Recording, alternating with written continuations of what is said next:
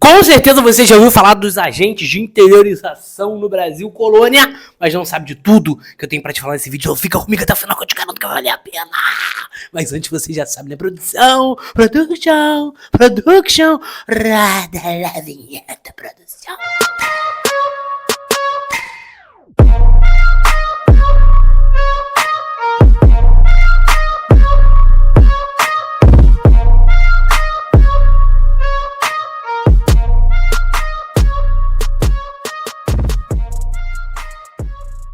Fala minha galera, essa é a história do professor Pedro Ressobo com mais um vídeo aqui no canal do YouTube pra vocês. E ó, antes de mais nada, se inscreve no canal, ativa o sininho, curte esse vídeo pra ajudar o SOS História a crescer cada vez mais, a se desenvolver cada vez mais. Então ó, compartilha esse canal com o máximo de pessoas que você puder, porque você ajuda muito a gente nessa fase de crescimento, beleza? Você ajuda a gente demais. Galera, falando sobre cada parte aqui, ó, antes de falar sobre isso, se você quiser tirar print desse quadro maravilhoso, vou descer aqui rapidinho, mas tu já sabe, né, produção? Vem, produção, vem, aqueles caras, vem. Você não tente entender, ainda te amo. Perdi você, não tente entender, ainda te amo. Perdi você. Galera, falando sobre os agentes de interiorização do período colonial, o que seria isso, agente de interiorização? Foram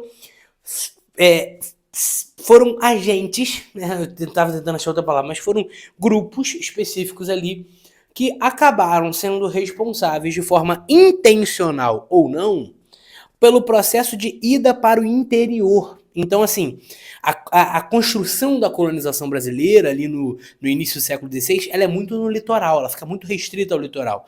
Ao longo do tempo, ela começa a se interiorizar. Mas o que gerou essa interiorização? Por que ela foi para o interior? E aí existem esses fatores.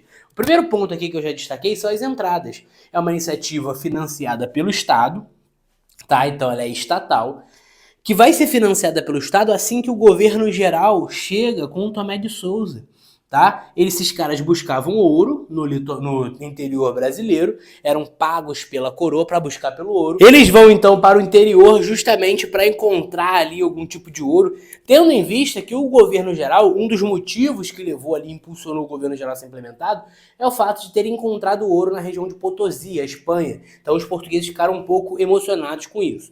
Tá? A pecuária, ela também vem com o Tomé de Souza, então no primeiro governo geral ali, ela não tinha o objetivo de interiorizar, isso é um fato importante. Quando a pecuária ela se expande para o interior, por que ela vem com o Tomé de Souza? Por que eles trazem gado no governo geral? Porque a gente estava no desenvolvimento do açúcar, da cana-de-açúcar. E grande parte dos engenhos eram movidos pela força animal. São os engenhos de trapiche, movidos pela força animal. Tá? Esses engenhos que estavam ali sendo movidos pela força animal, né, que são esses engenhos de trapiche, eles acabam não querendo mais a presença do gado, principalmente porque a gente passa a ter muito engenho movido pela água, que são os engenhos de reais.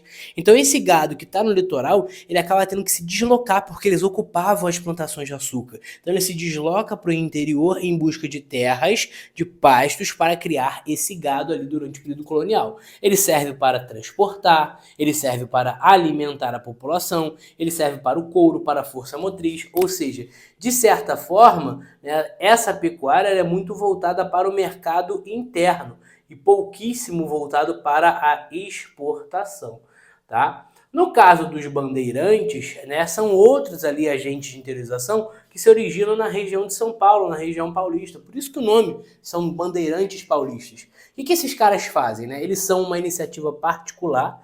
Então eles não são financiados pelo Estado, diferente das entradas, mas eles são financiados para ir para o interior para encontrar o ouro. Então desde o início do período colonial, o grande objetivo era encontrar ouro. Então esses caras começam a ser financiados por particulares em São Paulo que vão para o interior para buscar ouro e também para aprisionar indígenas. Essa bandeira de prospecção, como é chamada, é a bandeira que busca pelo ouro. A que aprisiona indígena é chamada de apresamento, apresador, preação, enfim. E lembrando que esse cara que é bandeirante, que busca pelo ouro, ele também pode ser o bandeirante de apresamento. Uma coisa não anula a outra. Por que eles aprisionam indígenas se tinha sido proibido? Isso vai ser muito recorrente durante o século XVII, durante o período em que os holandeses estavam no Brasil, na invasão dos holandeses. Porque como os holandeses eles invadem e tomam o controle do tráfico africano da África para o Brasil, acaba que os africanos que saíram da África vão para as regiões que os holandeses controlavam no Brasil. Então a galera de São Paulo, por exemplo, fica muito carente de escravos africanos. Para substituir essa mão de obra, eles começam a impulsionar ali expedições para o interior para buscar por indígenas. Óbvio que no século XVIII, né, final do XVII para o XVIII, quando eles já retomam o controle do tráfico africano, com Salvador Correia de Sá em 1648, eles já acabam meio que declinando um pouco essa bandeira de aprisamento, ficando só de prospecção e também o sertanismo de contrato, que é a repressão de quilombos. A vide aí Domingos Jorge Velho, que é o grande responsável por matar o Zumbi de Palmares em 1695. No caso da mineração, a mineração ela acontece ali no final do século XVII e é fácil de você entender. A mineração ela é uma consequência dos bandeirantes. Então, se os bandeirantes eles estão indo para o interior para encontrar o ouro, eles encontram no final do século XVII, ali na década de 90 do século XVII, consequentemente, você sabe que a mineração ela está no interior, ela não está no litoral. E aí a gente tem um grande foco em Minas Gerais, Cuiabá e até outras regiões também do Brasil, que vão encontrar ouro ali durante a fase da mineração, que é o século XVII até o século XVIII, a primeira metade do século XVIII. Outro fator de interiorização, outro agente também, são as drogas do sertão, gente. As drogas do sertão estão na região amazônica, né? São na região amazônica e vão ser explorados pelos indígenas. Por quê? Porque os indígenas eles já tinham a prática de exploração das drogas do sertão. Já era parte da sua cultura, o guaraná, o cacau, a castanha do Pará, a castanha do caju, porque era utilizado como forma medicinal.